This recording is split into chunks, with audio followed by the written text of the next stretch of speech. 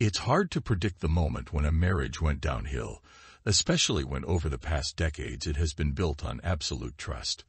My wife unexpectedly confessed to me that she was in love with a guy at first sight, and all this after our 25-year marriage together. I was depressed and broken, but her second statement sent me into a knockout. Do you remember that moment in The Godfather when Michael Corleone spots a captivating woman in Italy and becomes entranced? His two Sicilian bodyguards notice and start discussing how he's been struck by the thunderbolt and is lost in love. Well, that's not just a fictional movie scenario. I witnessed it firsthand, although I didn't recognize it at the time. It happened to my wife. Unfortunately, it didn't occur when she met me. It happened with another man 25 years into our marriage and marked the beginning of the downfall of what I believed was a flawless life. I'm getting ahead of myself. I tend to do that when reflecting on my past life and how things were meant to unfold but didn't. Perhaps I should begin from the start and introduce myself. My name is Alan Gregerson, though everyone calls me Greg. I'm 50 years old and reside in a small Midwestern city approximately 2 hours from Chicago. I work as an accountant for a sizable national firm. While the work can be somewhat tedious, the compensation is excellent, and apart from the busy periods in March and April, I usually clock in around 40 hours a week, with no weekend work. I was married until 2 years ago. My former spouse and I share a daughter named Morgan, who is 25 years old, married, has a child of her own, and resides in Denver. After 26 years of marriage, my ex and I became another divorce statistic, despite the 25 years prior which I had thought were wonderful, as I've mentioned. I first encountered Tracy during my sophomore year at Iowa State University in Ames, Iowa. She, too, was a sophomore, having transferred to my dorm after her freshman year elsewhere.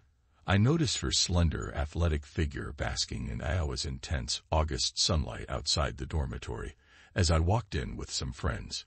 Guys, I have to go. I'm about to introduce myself to the future Mrs. Gregerson. I joked, only partially joking. My friends followed my gaze to Tracy. Wow, one of them remarked. I heard the words, but I couldn't say which one had spoken. I was completely captivated by this blonde beauty reclining on a towel and a bikini beside the dorm. Leaving my friends behind, I approached her, but as I got within about 4 feet, she propped herself up on one elbow and waved me off with her other hand. I felt crushed until she spoke up. Hey, idiot. You're blocking my sun.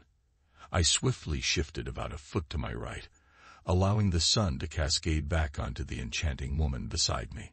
Her megawatt smile illuminated me, and in that moment I would have gladly acquiesced to any request she made. Much improved, you dolt, she chuckled. She didn't appear fazed by the presence of a stranger approaching her. I suppose when you possess her level of beauty, such encounters are commonplace. Introducing myself, I expressed admiration for her beauty and proposed a date for the upcoming Friday night.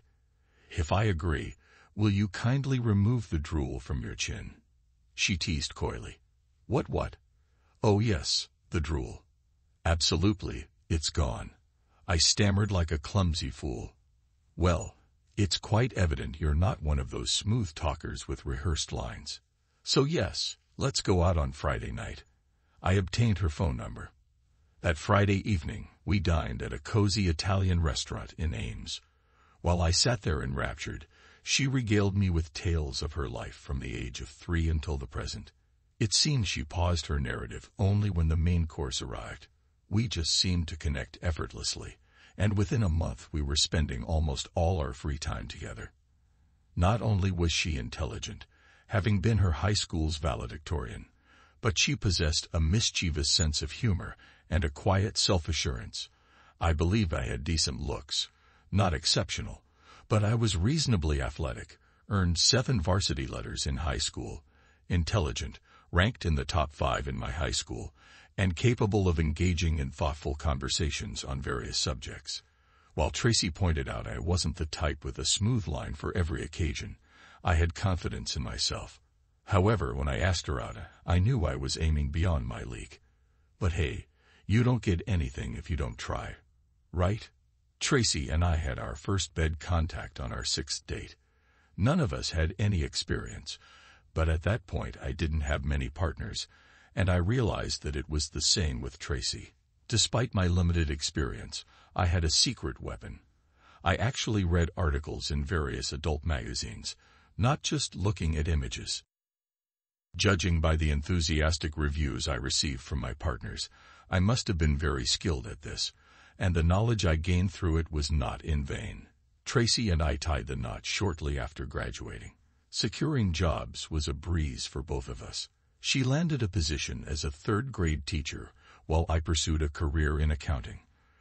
With stable incomes, we bought a house a couple of years later and welcomed our only child, a daughter, almost exactly a year after moving in. Life was satisfying. Our bed life, while not overly adventurous, provided enough variety and frequency for both of us to be satisfied. However, over time, as with many couples, the demands of time and age have somewhat reduced the frequency. Even when Morgan left for college, we maintained a passionate bond, studying 3 or 4 times a week. Occasionally, I entertained worries about Tracy's fidelity, but these concerns were rare and fleeting. She might mention a new young teacher at her school being flirtatious, but she never gave any indication of reciprocating or taking things further. I chalked it up to my own insecurities. Granted, Tracy is undeniably attractive, and I couldn't fault anyone for admiring her, but admiration was as far as it should go. I made my stance clear to Tracy early in our relationship. There's no room for sharing. She echoed the sentiment, assuring me she felt the same. While she didn't mind if I glanced at other women, any physical contact would be unacceptable. I respected her boundaries wholeheartedly. That was our understanding until 3 years ago. We found ourselves at the annual summer party hosted by our neighbors 3 doors down in our fashionable neighborhood. Scott and Wendy Harris always throw a day-long bash at their place the weekend following the 4th of July. Tracy and I make it a point to attend every year, along with most of the neighbors on our block, and we always have a fantastic time. Scott and Wendy are exceptional hosts, providing great food and drinks, and their property boasts a sizable in-ground pool and a sand volleyball court. Even the guests they invite from outside the neighborhood are generally enjoyable, with just one exception.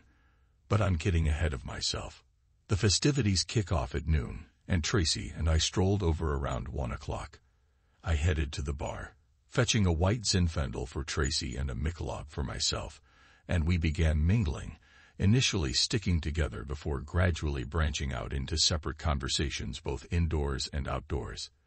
This had never been an issue before. Periodically, I would check in with Tracy to see if she needed a refill or a snack, or she would seek me out. Typically, we bid each other farewell with a quick peck on the lips.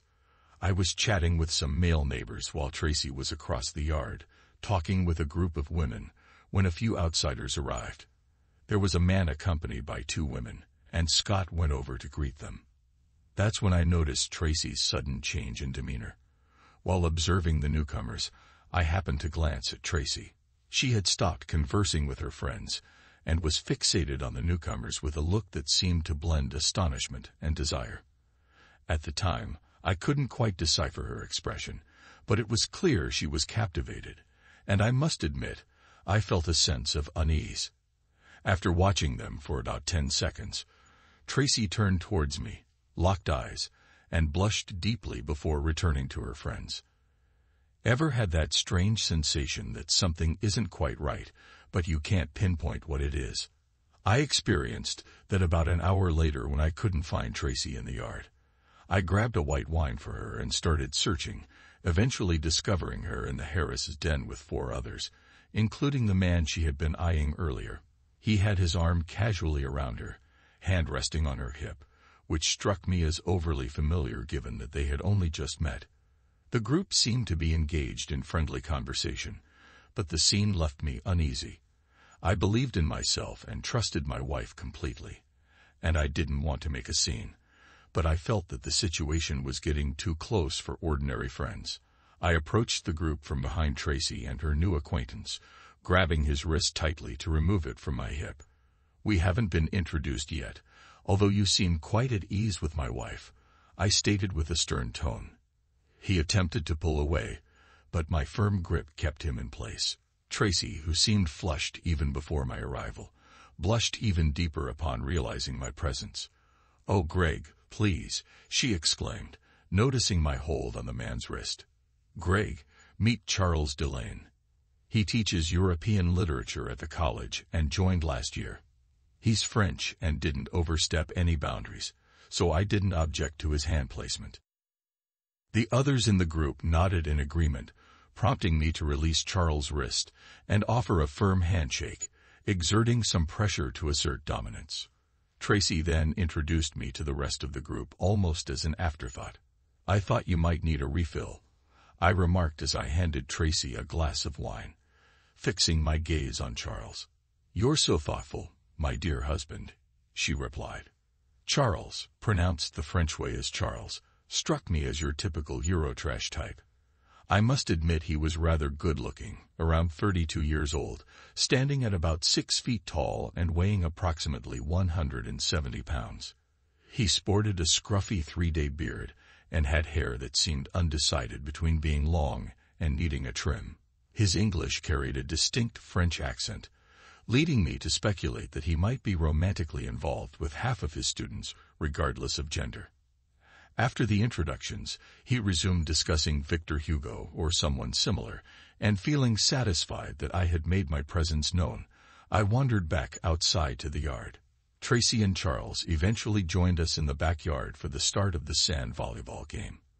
I was always heavily involved in these matches, and as we played on the winner's court, my team saw plenty of action. A decent crowd usually gathered on the deck, observing from a safe distance where my wife had settled with Charles by her side. I was too engrossed in the game to pay them much heed, but I did catch glimpses of them engaging in friendly gestures, such as touching arms and hands, sharing smiles, and even witnessing an occasional blush from my wife. Every now and then, I'd wave over to her, and she'd wave back. After my team had secured multiple victories and continued to dominate the court for an hour, I realized that Tracy and Charles were no longer in their seats. Scanning the bar and grill area, I couldn't spot them either. Sensing something amiss, I convinced one of the other players to take my place, citing fatigue in my 47-year-old legs and a desperate need for a beer. As I departed, I endured good-natured teasing about my age.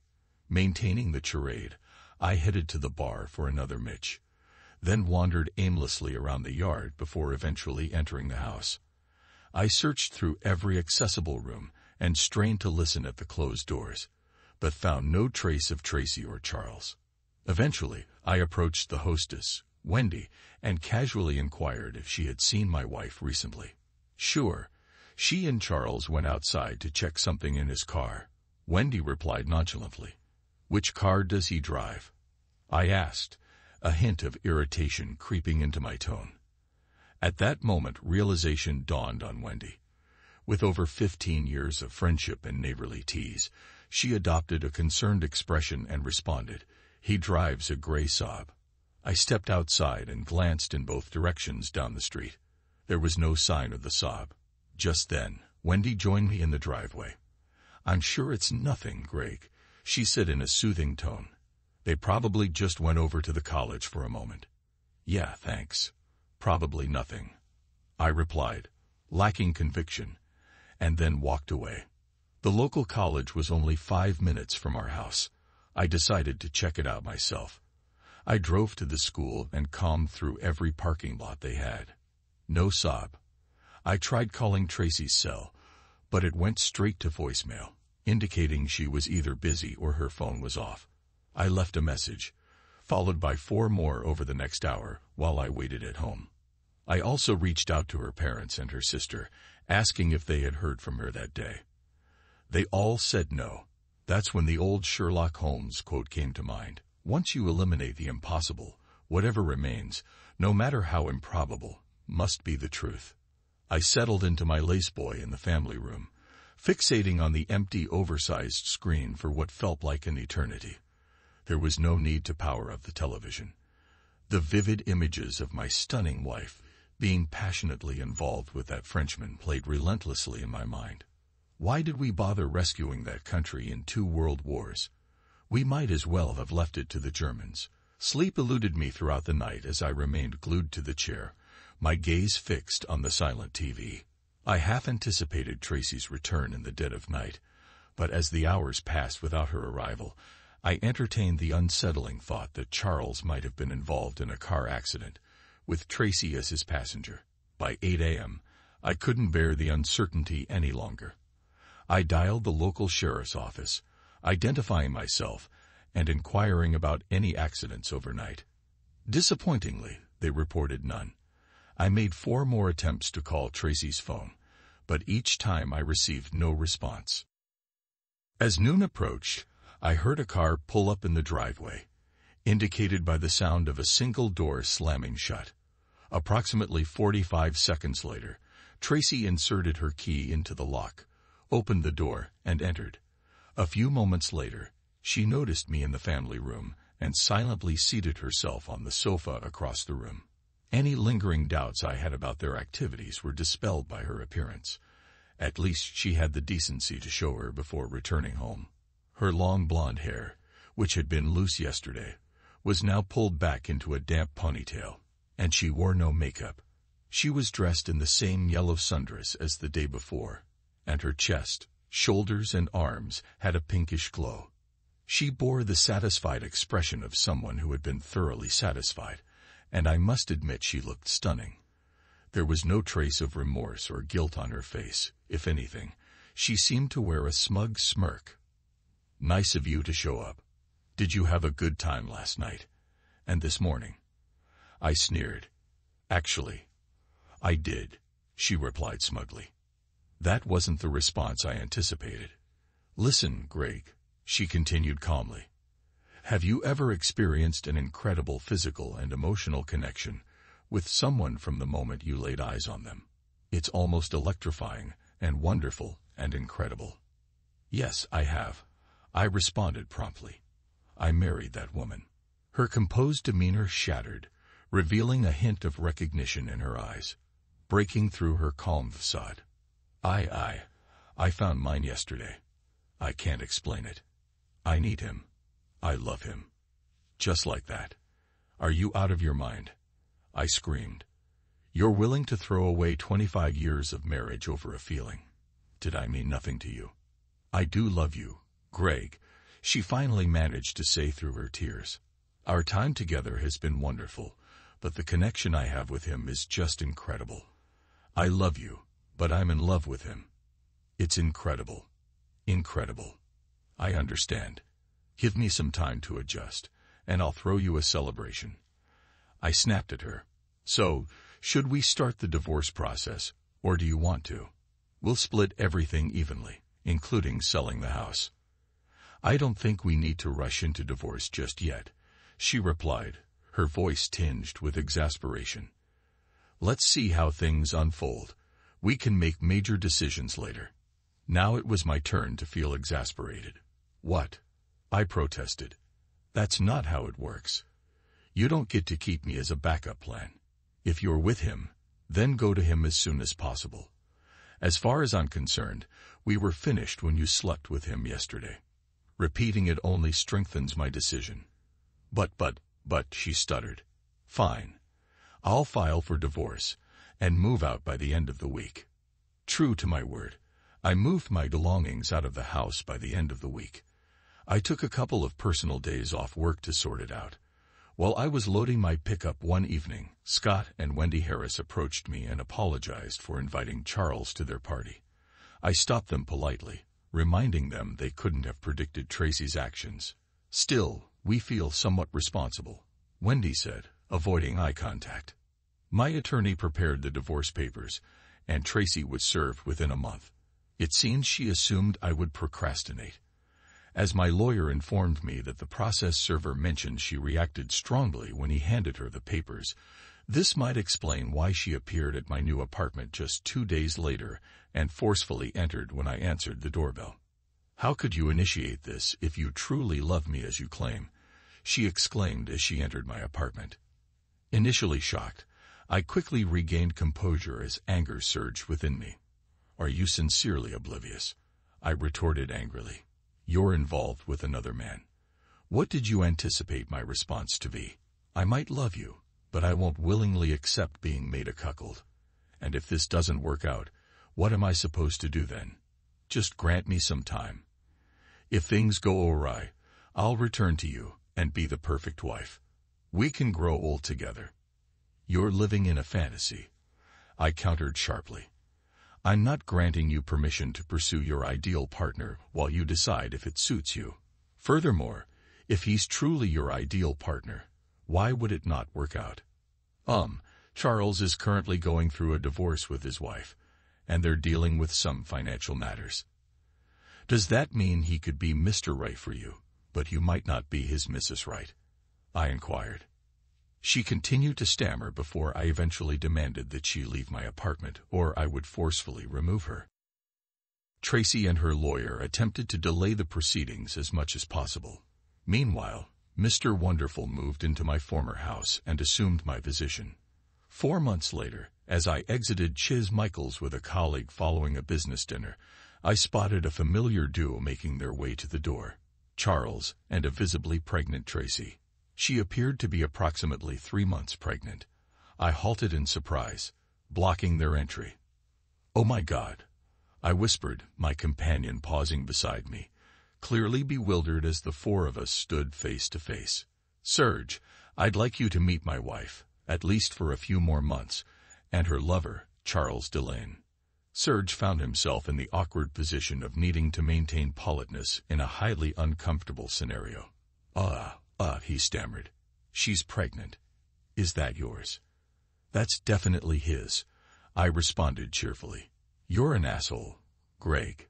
You know that," Tracy remarked tersely, as she and Charles passed by us and entered the restaurant. Later, Wendy Harris informed me that Tracy was indeed 3 months pregnant. Evidently, Tracy had decided to stop using birth control because she thought highly of Charles and wanted to have his child. "Good luck with that," I remarked to Wendy. The divorce was finalized several months later, and 2 months after that, Tracy gave birth to a son. Naturally, they named him Charles Jr., perhaps as a testament to Charles' perceived greatness. Our daughter Morgan wasn't thrilled about Tracy's decision to have another child, especially given the circumstances of our separation and the fact that I wasn't the father. I was proud of Morgan for supporting me in this situation. Although I knew Tracy had the baby, I hadn't spoken to her or seen her since our encounter at the restaurant months prior. It was inevitable that our paths would cross again, given that we both lived in the same town, but I was taken aback the first time I saw her after the birth. The weight gain didn't suit her, and it seemed like the experience had taken a toll on her 49-year-old body. I almost didn't recognize the somewhat grandmotherly figure pushing a stroller with a toddler in it at the local mall. "Come on, Greg, there's no need to be so rude," a familiar voice called out as I hurried past them one Saturday afternoon. I abruptly halted my steps, unable to resist the urge, and took a slow, almost cinematic second look at the woman and the baby before me. Oh no, it was Tracy and her son. "Hey there, long time," I managed to say, trying to compose myself. "Hey to you too," she replied. The baby, predictably, was adorable. He inherited Tracy's hair and eye color, but had his father's slightly darker complexion.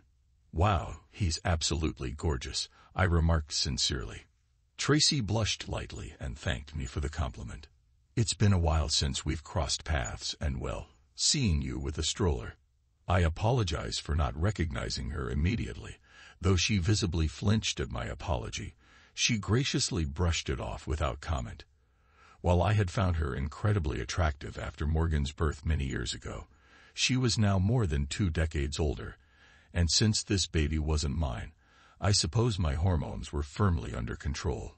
We exchanged friendly conversation for a few more minutes, mostly about her struggles with sleep deprivation, and I sensed a hint of genuine sadness, a sentiment she never exhibited after Morgan's birth. Eventually, I made my excuses and left to resume my shopping for the items I had originally set out to buy.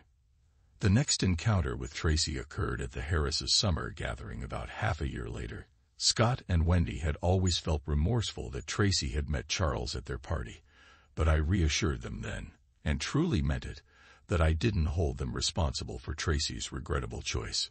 Nevertheless, Wendy persisted in trying to set me up with her single and divorced acquaintances, and I must admit, some of those introductions were quite promising. Despite skipping the last 2 summer parties, they continued to extend invitations, and this time, I decided to attend, even though they cautioned me that Tracy and Charles would also be present. I assured them that if any issues arose, I wouldn't be the instigator, and I intended to stick to that promise. I had been at the party for a couple of hours when I spotted Tracy and Charles entering the backyard. Since their baby wasn't with them, I assumed they had left the child with a babysitter. Tracy had shed some of her pregnancy weight and didn't appear as matronly as the last time I had seen her, but there was an unmistakable sadness in her once lively blue eyes. Even when she smiled, there was a vacantness in her gaze that I couldn't shake. I addressed the elephant in the room early on by approaching Tracy and Charles, offering her a brief hug and shaking his hand. I sensed a slight surprise from both of them, and I could see Wendy holding her breath as I approached. We exchanged small talk for about a minute before excusing myself and returning to my friends by the grill. As the sand volleyball game began, I joined one of the teams. During the second game, while I was on the sand, I noticed Tracy sitting in a chair watching and cheering. Mr. Wonderful was nowhere in sight. After playing 2 games with a loss in the second, we had to leave the court and wait for our next turn. While getting a beer, I glanced over at Tracy sitting alone. Old habits die hard, I thought to myself, grabbing my drink and heading indoors. Upon checking the third room, the den, my suspicions were confirmed. Charles had his arm around Marilyn Jansen's waist as he conversed with a small group, while Marilyn gazed at him with desire. Marilyn, a former neighbor from down the street, was unmistakably married. I should have kept it to myself, I thought to myself. If this is what I suspect, then he plans to be intimate with this woman tonight by betraying Tracy. If I don't say anything, it will be my fault. If I speak out, it will cause chaos, and I will still be wrong. A real friend would have informed her, but I wasn't a real friend. I was her ex-husband. Why should it be my duty? And then fate intervened. Marilyn's husband, Troy, who happened to be on my sand volleyball team, apparently followed me inside to discuss strategy when he noticed the same scene as me. Charles hugging Troy's wife, and she looks at Charles like he's irresistible. "You are a despicable person. Get your hands off my wife, you idiot," he shouted at Charles as he rushed towards them.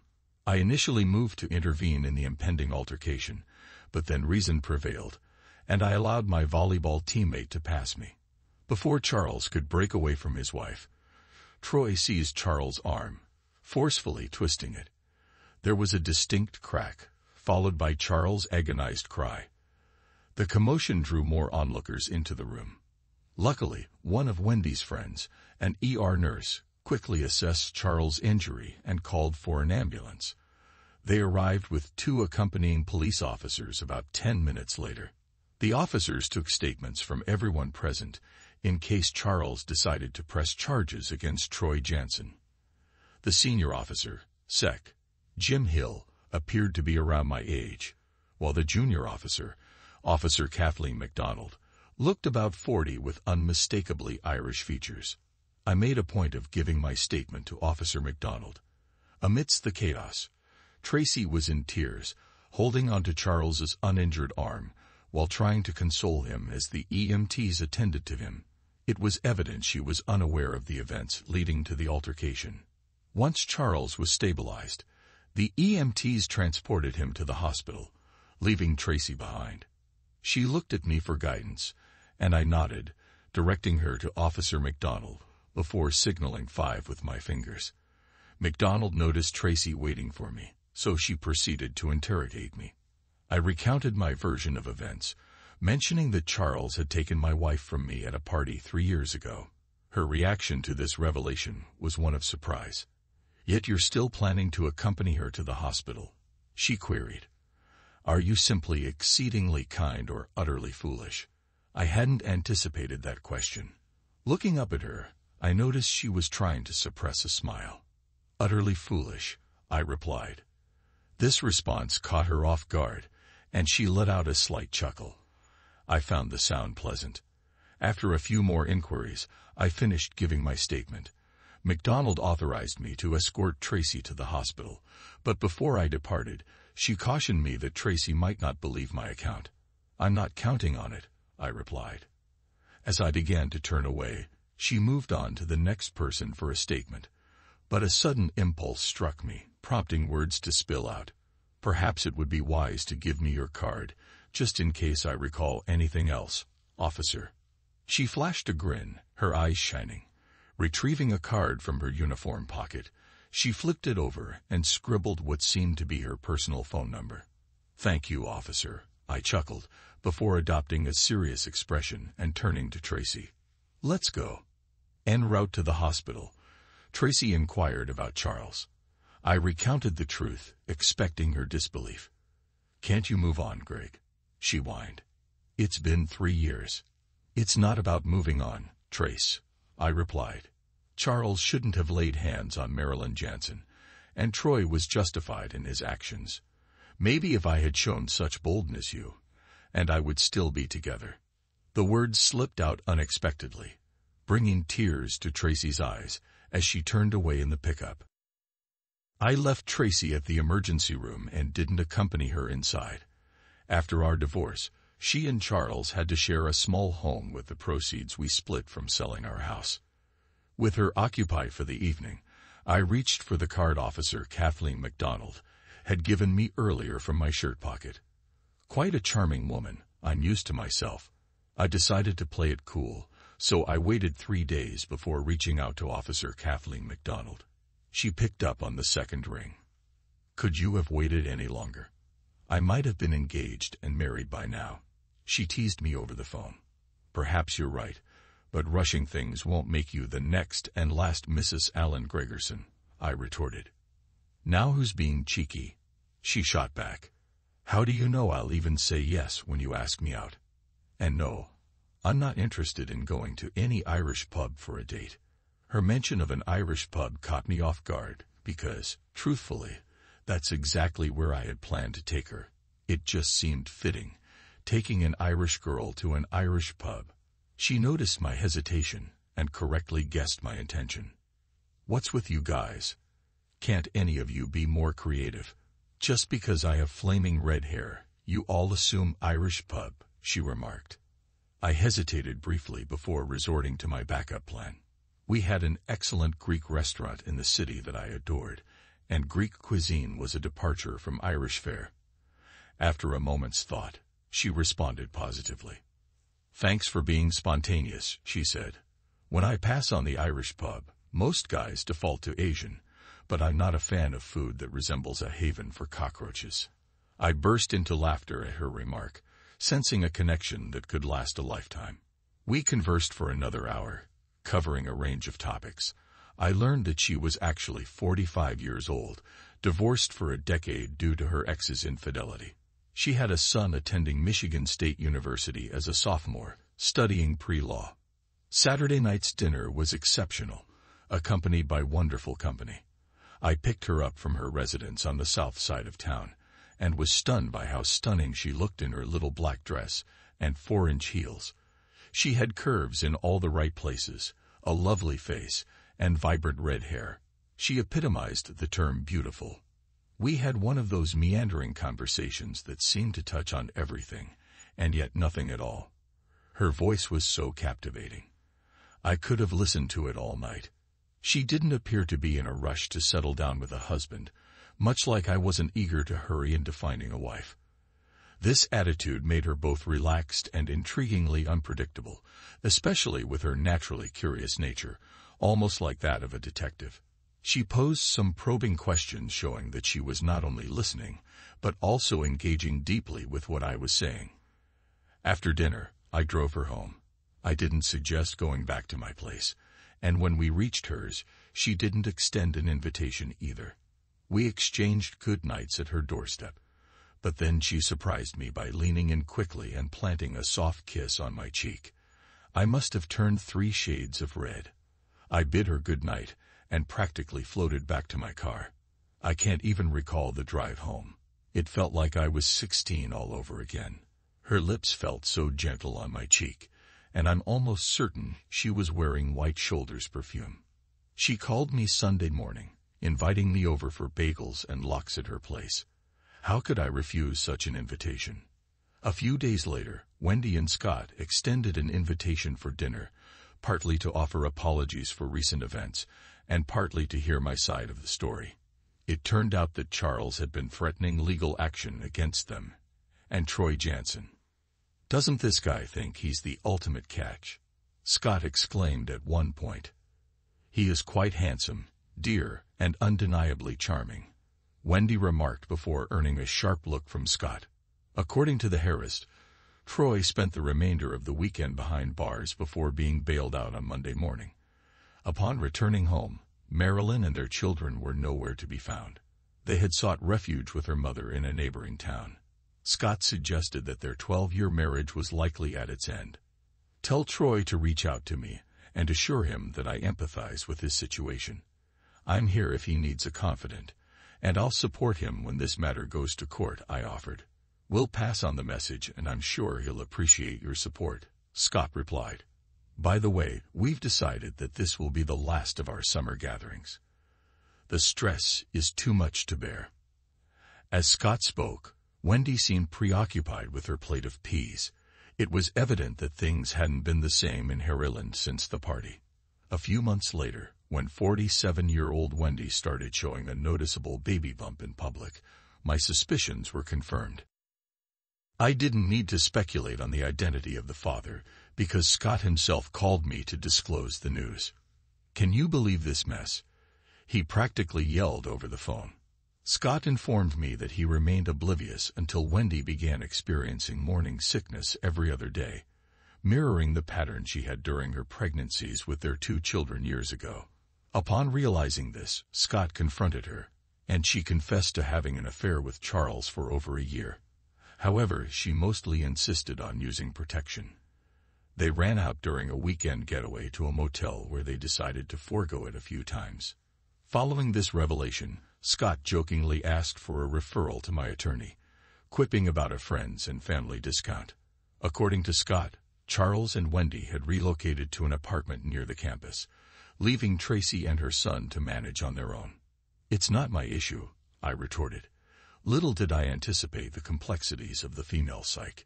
While having lunch at a nearby McDonald's, she approached my table with her son in tow, their hands intertwined. Placing her lunch tray on the table across from me, the child eagerly took the seat beside me. "Hi, Tracy." "Hi, CJ," I greeted them. "Hello, sir," he said with earnestness. "He's growing so fast," I remarked to Tracy, glancing at her son. "You might have a future 6-footer on your hands." From her expression, it was evident that Tracy acknowledged my attempt to be courteous. Yet there was an underlying unease apparent on her face, suggesting that if she didn't address it soon, she might reach a breaking point. "Come on, just ask," I gently urged her, observing her son unwrap a cheeseburger. "Did you truly love me as much as you claimed?" She began softly. "Because if you did, why didn't you fight for me like Troy did for Marilyn? Why didn't you ask me to return like someone who genuinely loved me would? Why haven't you visited my house to check on me and my son, maybe even invite us over?" I hadn't anticipated this. Was she implying it was my fault? I took a deep breath, trying to maintain composure and avoid an angry outburst. "Whoa," I exhaled. "So it's all on me. Really? You're the innocent victim here." As I spoke, my voice gradually rose in volume. This wasn't my intention. I needed to convey my point. "Whoa," I exclaimed, raising my hand. "Remember when I removed Charles' hand from your waist, and you insisted there was nothing going on, asking me not to cause trouble? I trusted you completely and didn't pursue it further. Forgive me for putting so much faith in you.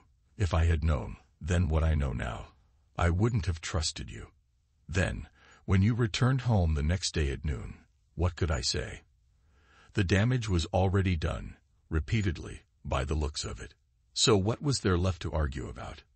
You had given yourself to another man and broken our vows. There was nothing left for me to fight for. You made it crystal clear. This was your decision alone, and I had no say in it. So what remained to fight for? You were no longer mine. You belonged to him. But you never attempted to change my mind, she complained, or convince me to stay. Nothing. If you truly loved me, I asked, how many times did you sleep with Charles that first night and morning? I'm sure it was more than once, I remarked. The first time could have been a mistake, but maybe I could have forgiven you. Choosing to do it again was a conscious decision. Anything beyond that was you breaking my heart and shattering it into pieces, and you had the audacity to claim you had a fantastic time, an extraordinary time if I recall correctly, and that you and he shared this almost supernatural connection. You didn't regret a single thing. You know lust and slut share the same 4 letters. So what was I supposed to think? As the saying goes, if you love something, let it go. If it comes back, it was yours. If not, it never was. And then, just to add insult to injury, you have his child at 48. I couldn't persuade you to have a second child in 25 years, but not only do you readily welcome Mr. Wonderful, but then you let him impregnate you. So is this all about your wounded male ego? She retorted, perhaps a tad too sharply for my liking. My attention snapped to that remark, but with the child present at the table, I resisted taking the bait. No, your decision to be with him and have his child was yours alone. It's clear you loved him enough to want his child, even if you never wanted another with me. I understand. We sat in silence for a moment. Tracy seemed hesitant, and I sensed where the conversation was headed, but someone had to address it. So, what's your plan now? I asked. You and Charles never married, but he's acknowledged as the child's father, right? You should at least seek child support from him. I'll let Wendy deal with him, Tracy replied. But you're right. I should pursue child support from that cheating jerk. That's good advice. Do you ever think about what could have been between us? She added. How things might have turned out. To be honest, no, I replied softly. You broke my heart so completely that I never wanted to dwell on what might have been. I'll cherish the memories we shared, but that's all in the past. We continued our meal. I watched the boy play with his French fries, reminding me of our daughter Morgan. He's a good kid, I said. I'm glad something positive came from our relationship. Despite our initial connection, we never bonded as deeply as you and I did. Our physical intimacy overshadowed our emotional connection, and love never replaced lust. At that moment, Tracy seemed to realize it. She shook her head sadly, tears welling in her eyes. She had traded love for lust, and now she understood.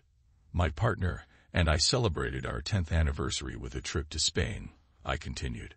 It wasn't what we planned, but it was perfect for us. As we near retirement, we reflect on our success in business and our growing family. Despite our busy lives, our bond remains strong, I added.